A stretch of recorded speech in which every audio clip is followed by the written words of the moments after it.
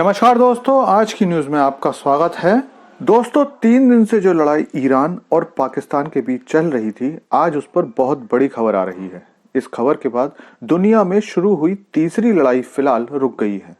इस लड़ाई के रुकने की सही वजह और इसके असर को मैं पूरी तरह से आपके सामने रखूंगा, लेकिन आपसे रिक्वेस्ट है कि वीडियो में अंत तक बने रहिए। तो दोस्तों, मंगलवार को अचानक ईरान द्वारा पाकिस्तान के बलूचिस्तान के कुछ हिस्सों पर मिसाइलों से अटैक किया गया। इस हमले में काफी नुकसान हुआ और ईरान ने पाकिस्तान में स्थित जैश अल अदल के तथाकथित ट्रेनिंग कैंप को बर्बाद कर दिया। जवाब में पाकिस्तान ने भी ईरान के इलाकों पर मिसाइलों और ड्रोन से हमला किया, जिसमें बताया गया कि 4 बच्चों और 2 महिलाओं सहित कुल 10 लोग मारे गए। इस सारे घटनाक्रम के बाद अचानक से ये खबर आ रही है कि ईरान और पाकिस्तान की बातचीत हुई।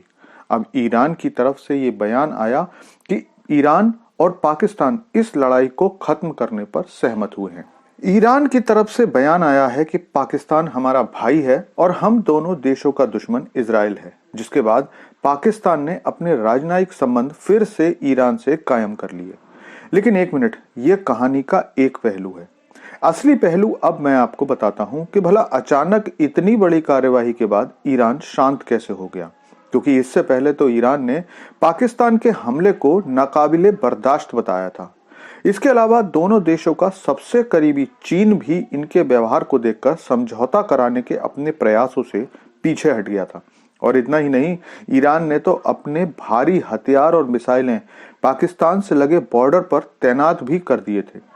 लेकिन फिर ऐसा क्या हुआ जो ईरान की तरफ से पाकिस्तान के लिए इतनी राहत देने वाला बयान आया है? तो दोस्तों, पाकिस्तान और पाकिस्तान की आर्मी के हालात कितने खराब हैं, ये कोई छिपी हुई बात नहीं है और मैं भी समय समय पर इस बारे में आपको जानकारी देता रहता हूं।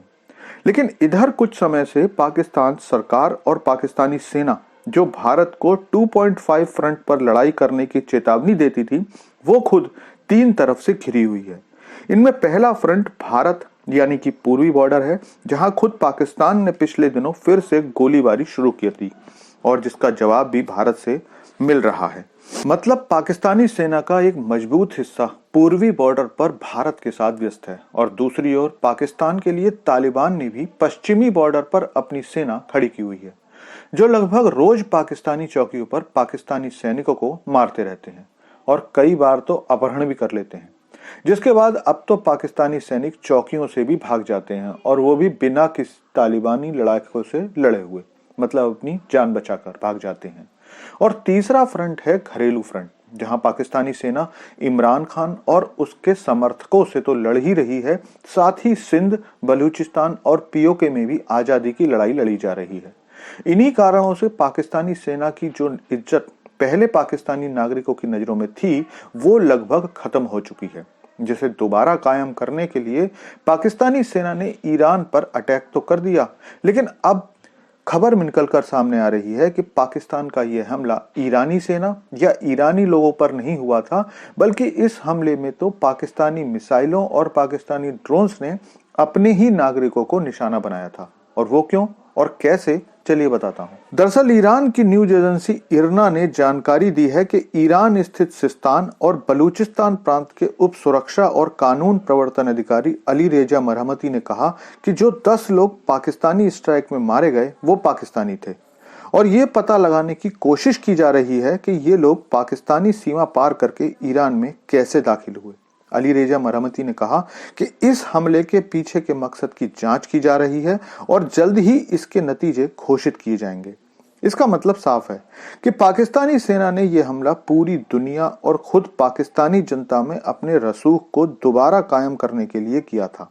और इससे भी ज्यादा शर्मनाक बात यह है कि इसमें उन्होंने अपने ही प्रांत बलूचिस्तान से भागकर आए लोगों को मार डाला, जिसमें 4 मासूम बच्चे और 3 महिलाएं भी थीं।